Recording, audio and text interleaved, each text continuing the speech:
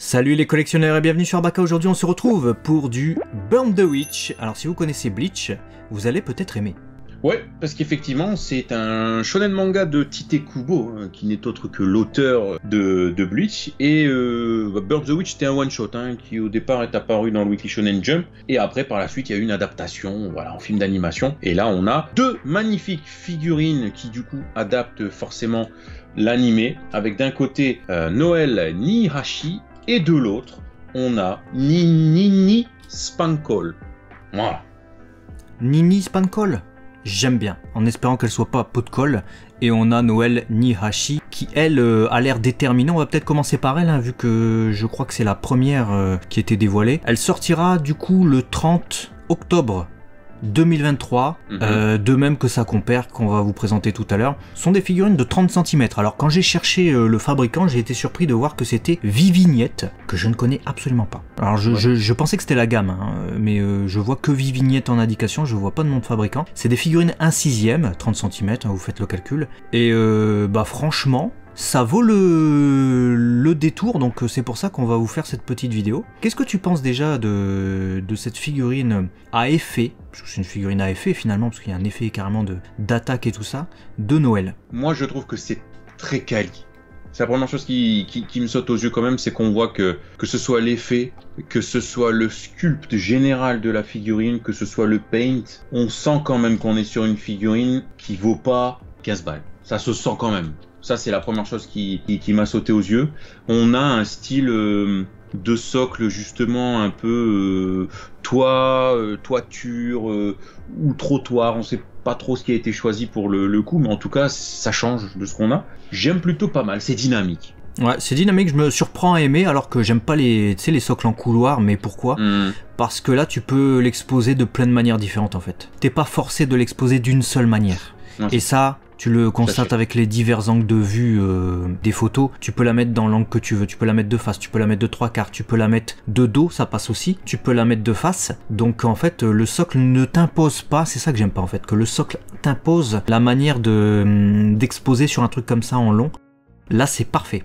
Et en plus de ça, elle va très bien du coup avec sa compère, avec Nini, qui peut se placer en face ou à côté, en décalé, pour reprendre un peu l'illustration de Tite Kubo qui met ces deux personnages en avant en train d'attaquer. Franchement, ça tue, ça tue, et je sens vraiment de l'impact. Elles sont vraiment vivantes, ces figurines, et en plus de ça, il y a une qualité de paint, mais regardez un peu le brush qu'il y a sur les vêtements, le brush qu'il y a sur la peau, au niveau la partie inférieure, les bottes et les bas, les trucs comme ça, même les effets sont de couleurs différentes.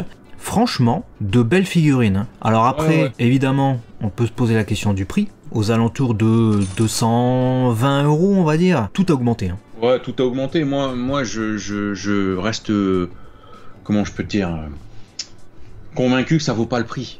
Maintenant, faut se faire une raison.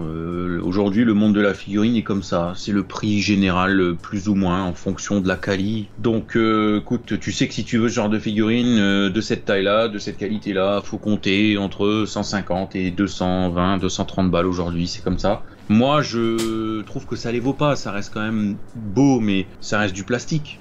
Voilà, qui est certes bien moulé, bien peint. J'adore le mouvement de Nini d'ailleurs, très dynamique, même un peu comme ça naturel, de mettre son pied comme ça courbé et tout. Voilà, enfin 220 balles sans frais de port, on va arriver avec douane et frais de port à 300 balles. Ouah, t'en prends les deux, t'en as pour 600 €. Ça fait mal quand même, Ça fait très mal. Bah, si tu prends les deux à l'individuel, ouais, après normalement tu t'en sors entre 450 et 500 normalement. 450, ouais, compliqué, ah bah, le prix de deux cumulés, 220, ça fait déjà 194 € elle est sur certains sites Noël. Donc 194 € si tu rajoutes les frais, normalement t'arrives à l'avoir à 250. Donc 500 balles pour les deux. Ouais, ça reste cher. Mais c'est beau. Voilà, c'est le prix de la beauté apparemment aujourd'hui pour avoir. Ouais, non, de toute manière c'est évidemment trop cher forcément. Mais c'est vrai que la qualité est là. Donc si vous nous posez la question sur la qualité, bah oui, c'est réussi. Si on les prendrait, si on avait les moyens, la place, l'envie, clairement elles me font envie, je vais pas vous mentir. Oui, réponse positive pour ma part. Après, le prix est un sacré, comment dire, c'est un sacré glaçon qui vient te refroidir, voilà.